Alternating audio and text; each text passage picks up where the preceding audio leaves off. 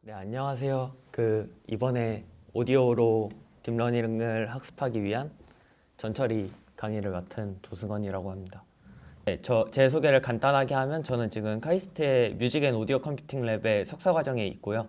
그리고 제 관심 있는 연구 분야는 사용자들 맥락에 맞게 음악을 추천해 주는 걸 좀 관심 있게 보고 있고, 그 맥락 이해를 위해서 음성 인식이라든가 아니면 그 사운드 이벤트 디텍션 이런 것도 되게 관심 있게 연구하고 있습니다.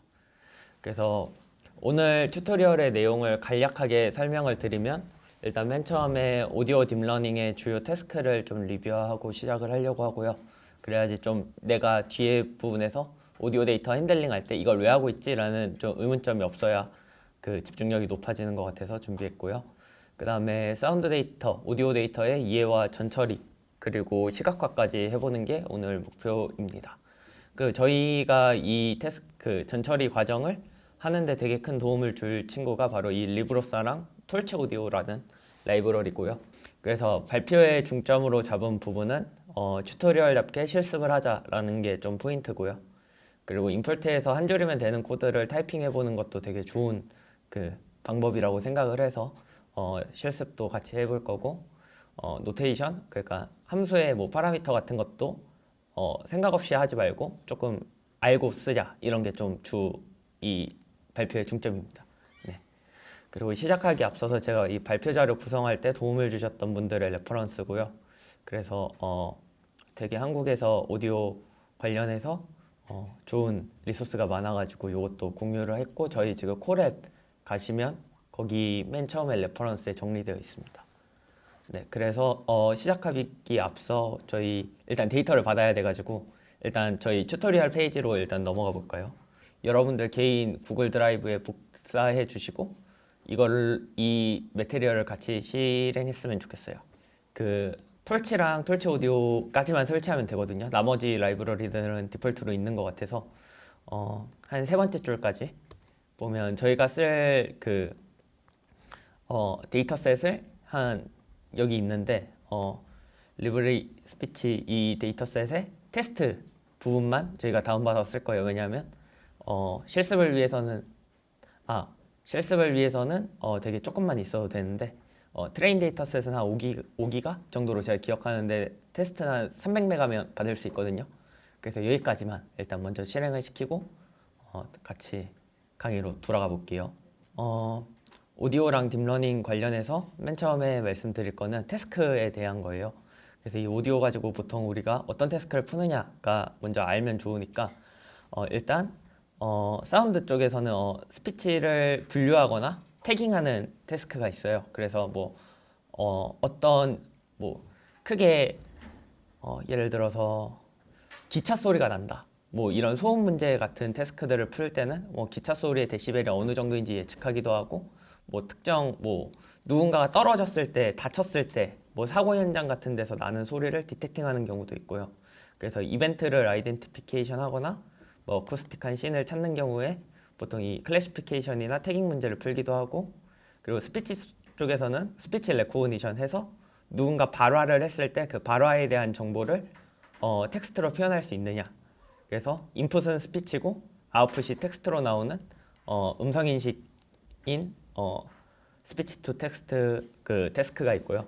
그리고 스피치 신세시스, 이게 아마 여러분들이 가장 많이 접하실 것 같은데, 예를 들면 유인나가 책 읽어준다, 이런 것들 있잖아요. 저희 옛날에 엄청 네이버 클로바에서 했었던 좋은 서비스들이 보통 이 음성 합성인데, 텍스트를 넣으면 이제 스피치로 합성해서 주는 그런 시스템을 말합니다.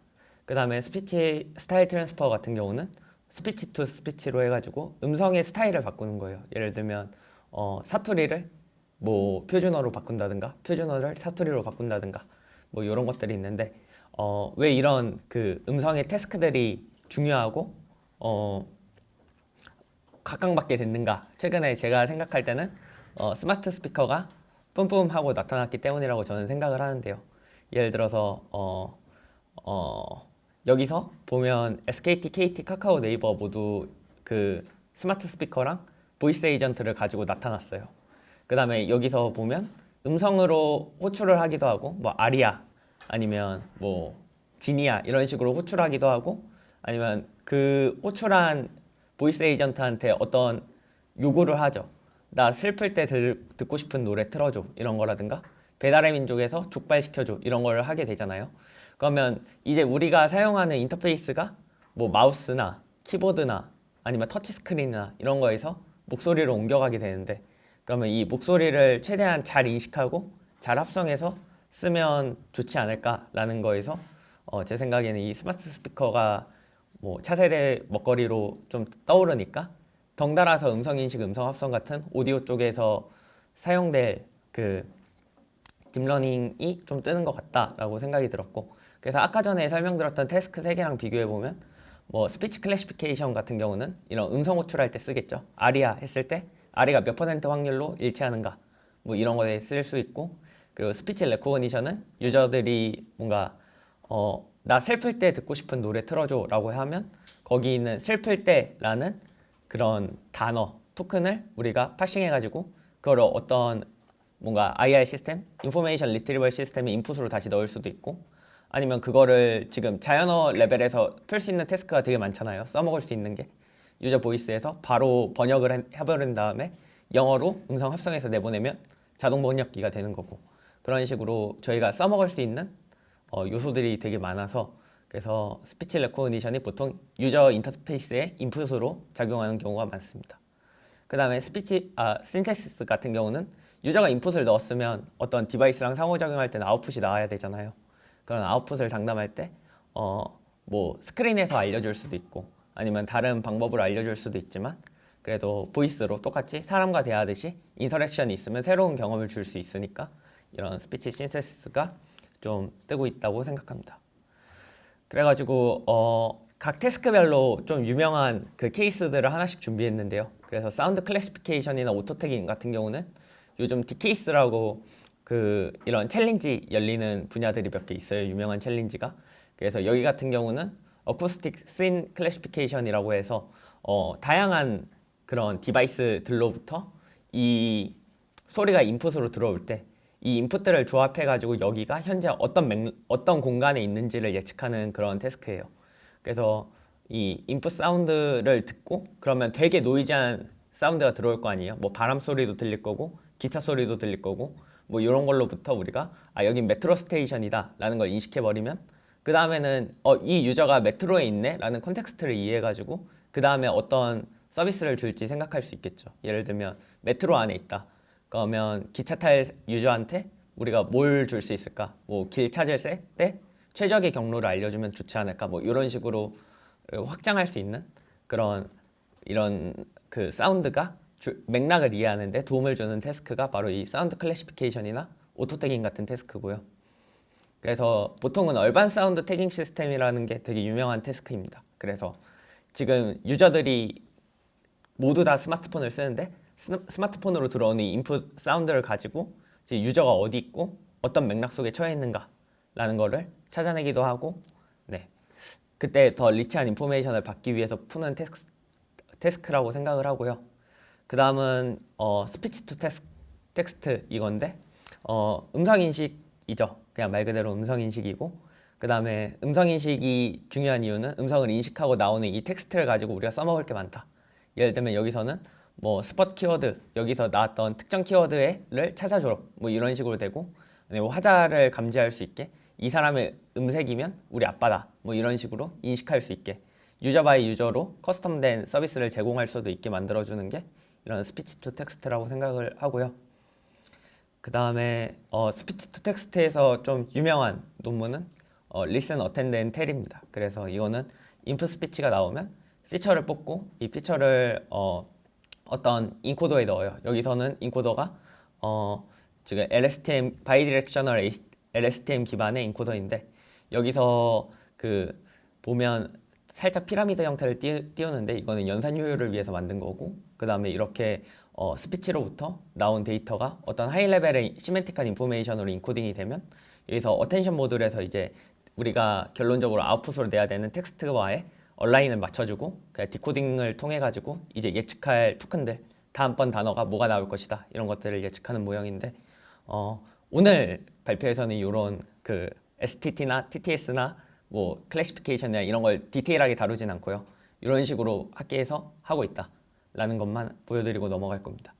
그래서 TTS 같은 경우는 여러분들이 가장 익숙하게 들은 게 아마 타코트론일 텐데, 타코트론도 보면 일반적으로 인코더 디코더 구조를 똑같이 취하고 있고요. 그래서 캐릭터 인베딩이 들어왔을 때 우리가 오토 리그레시브하게 어떤 스펙토그램을 예측하는 모델이에요.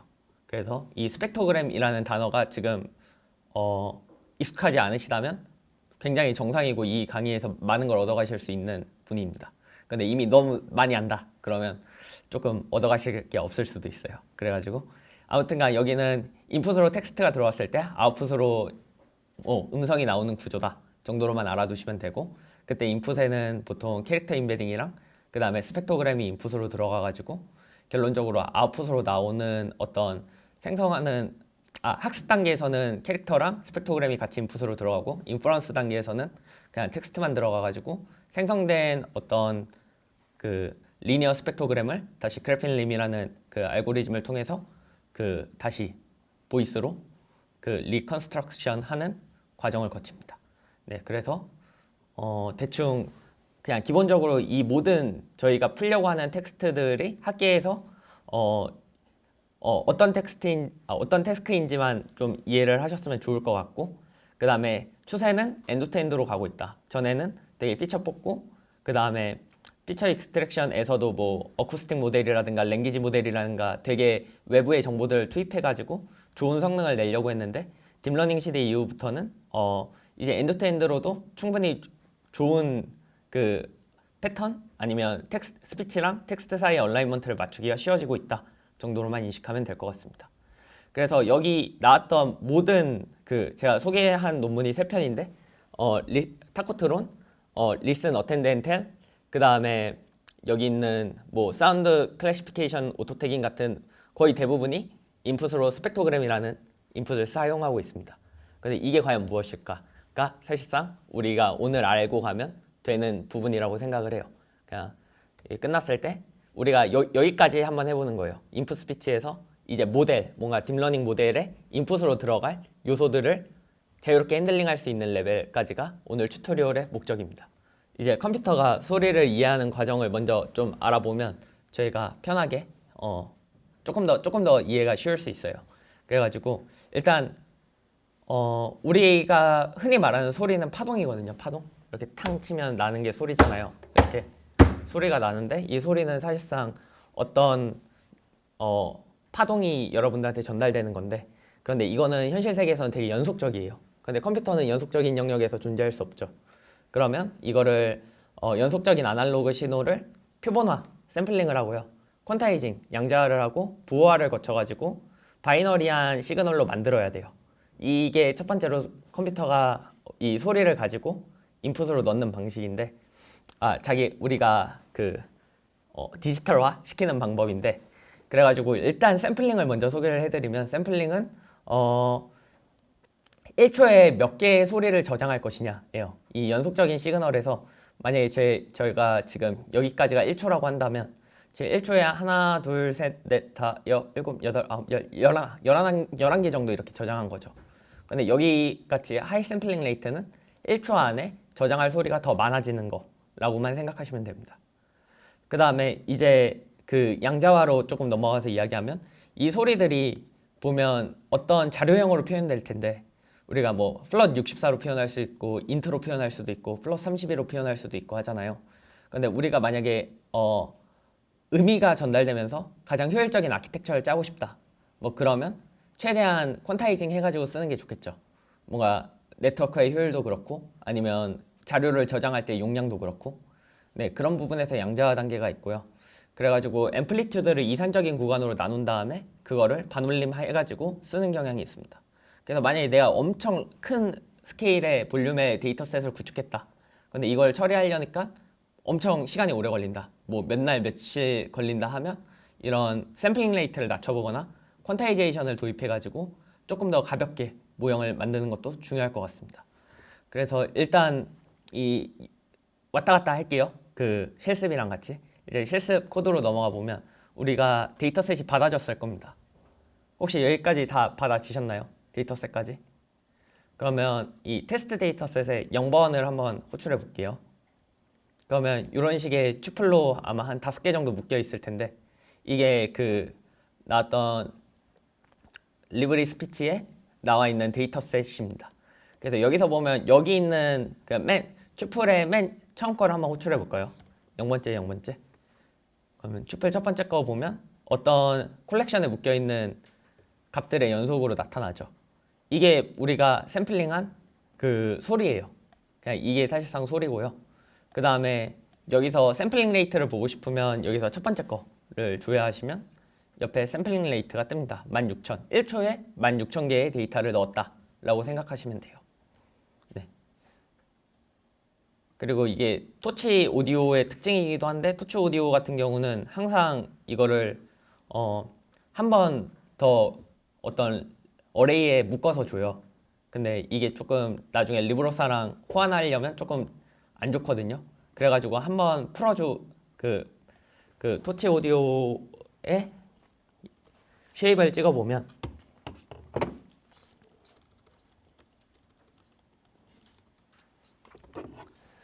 이렇게 하나 더 얹혀져 있습니다. 지금 이렇게 얹혀져 있죠. 그래서 이런 것들이 지금 그 풀어주기 위해서는 한 번 더 그냥 0번째 인덱스를 선언해 줘가지고 풀어서 쓰도록 할게요. 매번 선언하기 귀찮으니까 오디오 데이터라고 제가 넣어놨습니다. 그리고 샘플링 레이트는 SR이라고 따로 빼놨고요.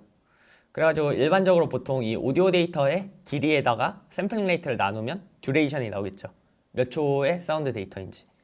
그렇게 되고, 그 다음에 이거를 아이파이썬 디스플레이에서 재생을 시킬 수 있는데, 파라미터는 데이터의 시퀀스, 1D 어레이랑 그 다음에 샘플링 레이트를 넣으면 노래를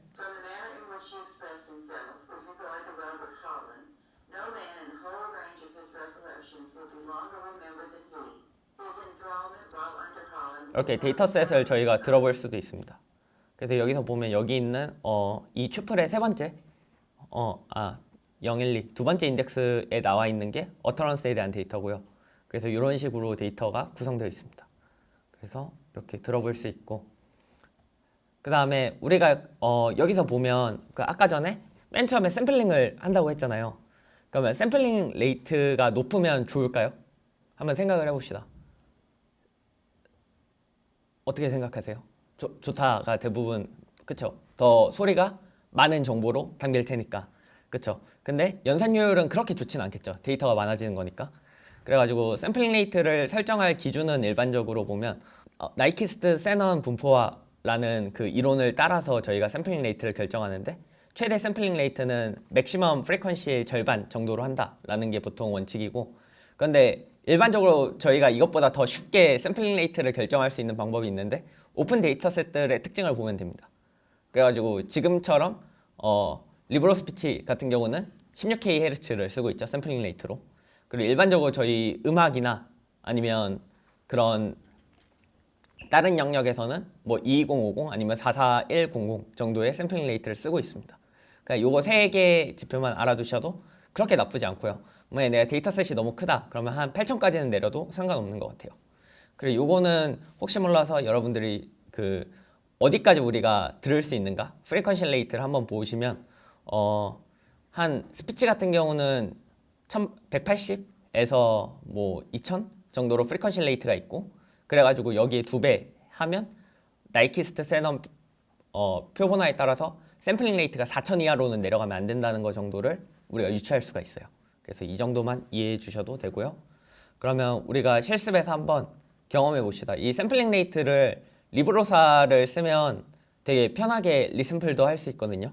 그래서 샘플링 레이트 차이를 한번 우리가 살펴볼게요.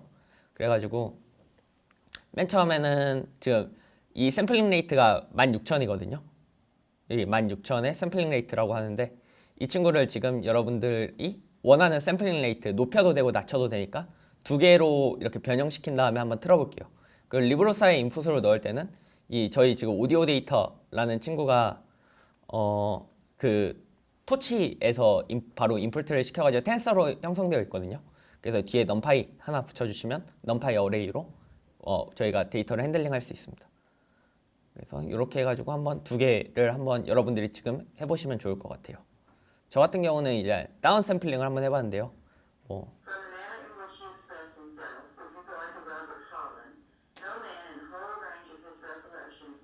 지금 각자 노트북으로 자기가 샘플링한 것도 들어보시면 재밌으실 것 같습니다.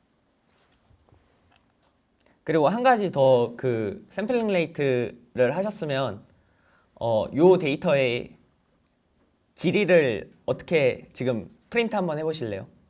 지금 아까 전에 제가 이 데이터가 뭐 12초 정도 되는 데이터잖아요. 이걸 실제로 여러분들이 요 그 주피터 노트북 셀에다가 프린트를 한번 지금 해보는 걸 진행해 보도록 하겠습니다. 샘플링 레이트가 바뀔 때 우리는 어떻게 이 음악 데이터의 길이, 듀레이션을 측정할 수 있을까? 한번 해볼게요. 실시간 질문 중에 8000으로 샘플링 레이트 해보고 16으로 해봤는데 자기가 인지적으로 큰 차이를 안 느끼는데 학습 돌릴 때 큰 차이가 있냐라고 하셨는데 제가 풀었던 태스크에서 뭐 사운드 이벤트 디텍션이나 뭐 오토 태깅 같은 태스크에서 그렇게 큰 차이가 있진 않아요. 그렇게 큰 차이가 있진 않고 그런데 성능이 조금이라도 더 좋아지는데 그리고 시간 차이도 그렇게 크지 않아요. 8000으로 하나 16000으로 하나 그렇게 크지 않아요. 보통 우리가 지금 했던 게 그 오디오 파일을 저희는 지금 고맙게도 토치 오디오가 지원해주는 API로 그냥 받아오는데 만약 여러분들의 로컬에 오디오 파일을 호출하고 싶으시면 그 호출하고 싶은 오디오 패스를 지정해야 돼요.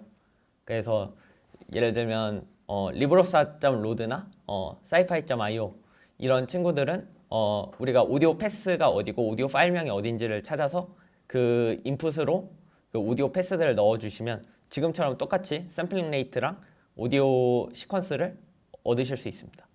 지금 툴로 파이토치 쓰는 이유라고 하셨는데 지금 사실 그 톨치 오디오 쓰는 이유는 그냥 콜앱으로 하시길 원하셨는데 그 콜앱에서 데이터셋 그 드라이브에 올리고 하는 게 되게 트리키하고 별로 좋아하지 않는 방식이어서 그냥 간편성을 위해서 톨치 오디오 쓰고 있고요.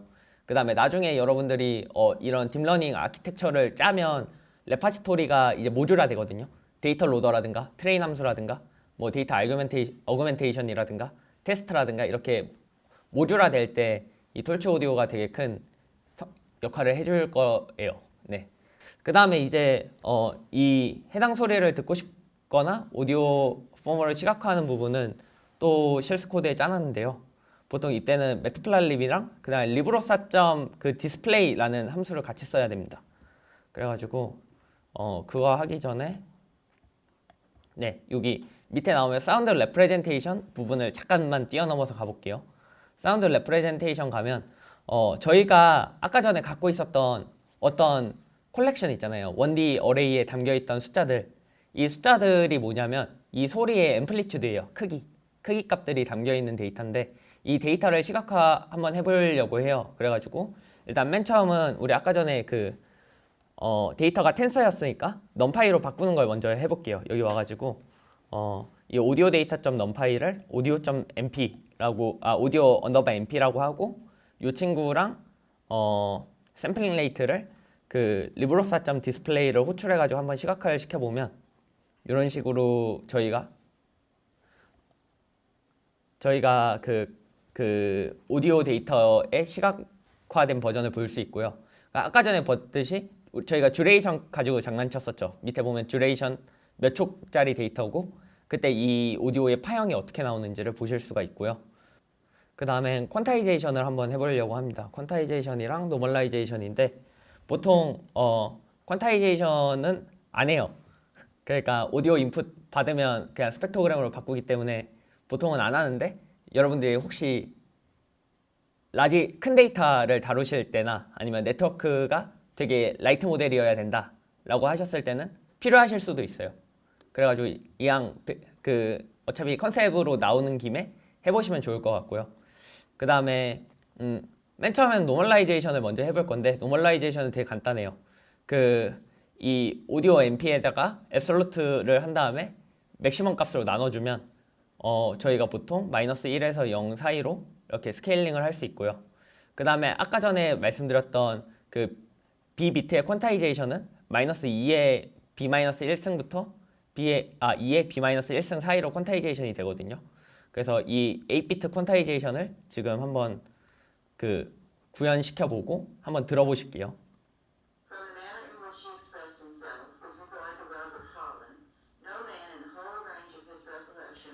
퀀타이제이션이 끝나면 이제 음원에 기계음이 섞이기 시작합니다. 그래가지고 여러분들이 더 좋은, 그러니까 명쾌한 소리는 아닐지어도 그래도 좀 더 라이트한 자료형으로 갖게 되는 데이터들을 얻으실 수 있다 정도로만 알아두시면 돼요. 그래서 우리가 지금 계속 만지고 있는 건 뭐냐면 어떤 1초라는 그 시간의 프레임에 갇혀있는 데이터, 소리 데이터의 앰플리튜드 값이잖아요. 그 소리 데이터가 얼마나 크냐가 지금 밑에 파형으로 시각화되고 있는 건데, 그러면 소리는 이 앰플리튜드가 전부일까? 라고 생각해보면 그게 또 아니거든요. 우리가 소리를 인지할 때 사용할 수 있고 또 갖게 되는 그 데이터가 또 뭐가 있는지를 좀 알아보려고 합니다. 그래서 맨 처음에 이야기해볼 거는 그렇다면 인간이 이제 이러한 소리를 어떻게 인지할 수 있을까를 생각해보면 좋아요. 그래가지고 소리가 뭐냐라고 하면 어떤 진동으로 인한 공기의 압축이거든요. 압축이 얼마나 됐느냐에 따라서 소리가 달라집니다. 그래가지고 뭔가 파동은 아까 전에 말씀드렸다시피 진동하면서 공간을 이렇게 전파해 나가는 현상이고, 뭔가 이렇게 퍼져나가는 그 소리는 항상 퍼져나가잖아요. 지금 제가 말하는 것도. 그러면 제가 왜 이 이야기를 하냐면 이 파동이라는 거는 물리량이라는 건데, 결국엔 이 물리량에서 우리가 얻을 수 있는 게 뭐냐라고 생각해 보면 총 3가지가 있어요. 첫 번째는 그 앰플리튜드, 그냥 우리가 리브로사나 아니면 파이토치에서 데이터를 조회했을 때 나오는 그 앰플리튜드 값들이 있을 수 있고요. 그런데 이게 또 신호는 반복하거든요. 어떤 프리퀀시를 갖게 돼요. 주파수를 갖게 되고 그 다음에 페이즈를 갖게 됩니다. 그래서 이게 3가지가 우리가 보통 소리에서 얻을 수 있는 큰 물리량이고요. 이게 물리음향일 때랑 심리음향일 때가 조금 달라요. 왜냐하면 이 물리적으로 존재하는, 자연에서 존재하는 이 물리값이랑 이게 우리의 귀를 타고 들어왔을 때 우리가 인지하는 값이 달라지거든요. 그래서 보통 노테이션은 인텐시티가 소리 진폭의 색이고, 프리퀀시가 뭐 떨림의 빠르기고, 톤 컬러가 소리 파동의 모양이다 라고 보통 말하고요. 그 심리음향 같은 경우는 라우드니스가 소리 크기고, 피치가 음정, 소리의 높낮이가 되고요. 하이 프리퀀시가 하이 피치랑 같은 그 의미로 사용되는데 달라요. 그러니까 그 프리퀀시는 물리량이고 피치는 심리음향이니까. 팀버 같은 경우는 음색이나 소리의 감각 등을 뜻하게 됩니다. 그래가지고 보통 왜 위에는 인텐시티, 라우드니스고 왜 페이즈를 안 써주냐라고 생각하시는 분들이 있는데, 페이즈가 영향을 끼치긴 하는데 완전 그 1대1 관계가 아니어서 이렇게 다르게 썼습니다. 그래서 여러분들이 보시면 파동의 모양을 보시기도 하셔야 되고요. 그 다음에 이거의 높낮이를 보시기도 하셔야 되고, 그 다음에 이게 얼마만큼 빠르기로 반복하고 있는지를 보시기도 하셔야 됩니다. 그래서 이 3가지가 보통 우리가 소리에서 얻을 수 있는 물리량이고요. 그리고 많은 그 딥러닝 아키텍처의 인풋으로 들어가는 요소는 보통 이 앰플리튜드랑 프리퀀시가 보통 인풋으로 많이 들어갑니다. 그래가지고 프리퀀시가 뭐냐? 되게 기초적인 내용의 연속인데요. 네, 프리퀀시는 이제 얼마나 압축됐느냐랑 똑같아요. Number of Compressed고요. 단위는 헤르츠를 사용하고 1헤르츠는 1초에 몇 번 바이브레이션을 하느냐고요. 그 다음에 주기랑 주파수를 갖게 됩니다. 그래서 귀찮으시면 여기 밑에 있는 그림 2개만 딱 보시면 돼요. 그래서 에어 프레셔가 로우 프리퀀시일 때는 천천히 반복하고 있죠. 근데 하이 프리퀀시, 고주파수일 때는 엄청 빠르게 그 반복하는 걸 보실 수가 있습니다. 그래서 소리의 높낮이는 음원의 주파수에 의해서 결정되고, 주파수가 높으면 높은 소리, 아니면 낮은 소리가 난다 정도만 이해해 주셔도 됩니다. 근데 우리가 아까 전에 그 샘플링 레이트가 또 프리퀀시랑 연관이 되어 있었죠. 네, 이렇게 다 연관이 되는 부분들을 생각하시면서 강의를 들으시면 더 재밌을 것 같아요. 질문 중에 팀버는 보통 어떤 물리량으로 정의하셨는지 알 수 있나요? 라고 하셨는데, 음색은 보통은 이 음색을 정의하는 게 물리량으로 정의하는 것 같진 않고요. 제가 느낄 때는 엔벨로프라고 해가지고 웨이브폼의 모양으로 정의를 하더라고요, 보통. 그 같은 프리퀀시에 같은 앰플리튜드를 해도 팀버가 다른 소리가 있거든요. 그래서 팀버가 다른 소리의 특징이 뭐냐 하면 뭔가 이 웨이브폼의 모양이 달라요. 그래서 물리음향에서 톤 컬러라고 썼던 이유도 그거예요. 그래서 근데 이게 모양이 다르면 페이즈도 다르다는 것도 맞는 말이긴 한데 완전 페이즈 때문에 모양이 다른 건 아니잖아요. 그래가지고 뭔가 좀 애매모호합니다. 다 연관이 있다고 조금 생각이 들기도 해요. 네, 그러면 넘어가 보도록 할게요. 그래서 이렇게 프리퀀시 부분이 나왔는데, 그래서 일단 맨 처음에 우리가 이해해야 되는 거는 이 컴플렉스 웨이브입니다. 그래서 우리가 사용하는 소리가 단일한 프리퀀시에서 존재하는 소리가 아니에요. 그래서 복합한데, 복합파는 일단 서로 다른 정연파들의 합으로 나타나는 파형인데, 여기서 보면 맨 위에 있는 이 파형을 한번 볼게요. 이 파형은 뭐냐면 D랑 A랑 그러니까 레랑 라를 동시에 쳤을 때 나오는 소리거든요. 파형 자체가. 그러니까 우리가 지금 듣고 있는 모든 소리들은 어떤 프리퀀시들이 어떤 그 컴플렉스 웨이브들이 이렇게 더해져서 서메이션 돼가지고 우리 귀에 들어오게 된다고 생각하시면 됩니다. 네, 그 말은 뭐냐면 어떤 소리를 어떤 프리퀀시 레벨로 나눠서 볼 수도 있다는 거죠. 이 소리는 뭐 1024Hz에서 강하고 한 700Hz에선 약하네? 뭐 이런 식으로도 판단할 수 있다는 거예요. 그래가지고 그 정연파라는 이야기가 나와서 천천히 한번 정연파에 대해서 생각을 해보면 정연파는 일종의 복소 주기함수라고 생각하면 돼요. 내용이 어려운데 복소수가 있는 주기함수예요. 복소수 있고 주기가 있다. 근데 이게 사실은 우리가 말하는 복소수 영역이 페이즈 영역되고 주기가 프리퀀시 영역되고 그 다음에 거기에 크기를 담당하는 게 앰플리튜드죠. 아까 전에 말했던 소리의 세 가지 물리량이랑 다 매핑됩니다. 네, 그래가지고 여기 있는 노테이션을 조금 자세히 볼게요. AK는 앰플리튜드고 요거 뭐지? 요거는 페이즈고 그 다음에 레지두얼 노이즈가 섞여 있다. 왜냐면 노이즈 없는 소리는 없으니까. 그래서 요거를 우리가 어떻게 모델링을 할 수 있냐면요. 파이썬에서 요 친구는 사실상 뭐 프리퀀시랑 타임에 관련됐다고 볼 수 있고 앰플리튜드는 어떠한 인트 값으로 넣을 수 있고 그리고 코사인 함수는 넘파이에서 우리가 그냥 함수 불러오면 되고 거기서 페이즈 값 넣어줄 수 있고 그리고 여기 있는 페이즈 값뿐만 아니라 프리퀀시도 같이 들어가야 돼요. 그 다음에 그 노이즈를 섞으면 우리가 어떤 소리를 신테시스 할 수 있다는 거거든요. 그래가지고 그 파트를 한번 보고 갈게요. 그래서 앰플리튜드가 0.9고 프리퀀시가 440, 프리퀀시 440이면 라예요. 라 A. 그 다음에 그 페이즈를 저는 그냥 대충 2분의 파이로 놓고 1초짜리 음악을 이렇게 생성해 보면 이 코사인 함수에 의해서 코사인 함수는 주기 함수죠. 프리퀀시가 내장되어 있을 거고 그러면 이렇게 라 음을 만들 수 있어요. 네, 여러분들이 한번 이 프리퀀시를 바꿔보기도 하고 페이즈를 바꿔보기도 하고 앰플리튜드를 바꿔보기도 하면서 한번 만들어 보시고 그래서 이 두 번째는 2개 정도 만든 다음에 그걸 그냥 어차피 같은 시간으로 넣으면 랭스는 똑같거든요. 그러면 걔네들을 더해가지고 한번 들어보세요. 그러면 실제로 복합파가 이런 정연파들의 합으로 나타내는지를 보실 수가 있습니다. 한번 이거를 실습하면서 넘어갈게요. 잠깐 제가 뒷부분 내용을 좀 땡겨왔는데요. 그래서 여기서 보시면 제가 아까 전에 했던 거는 440Hz랑 294Hz를 서메이션 했잖아요. 이걸 실제로 스펙트로그램 레벨에서 조회해보면 그 파트에 대해서 액티베이트 되어 있는 친구를 보실 수 있어요. 이런 식으로 어떤 헤르츠가 활성화됐는가를. 즉 멜 스펙트로그램이어서 살짝 이게 깨지는 것 같은데 아무튼 두 개의 그 정연파들이 합쳐져 가지고 프리퀀시 영역대 2개가 활성화됐다는 것을 확인하실 수 있습니다.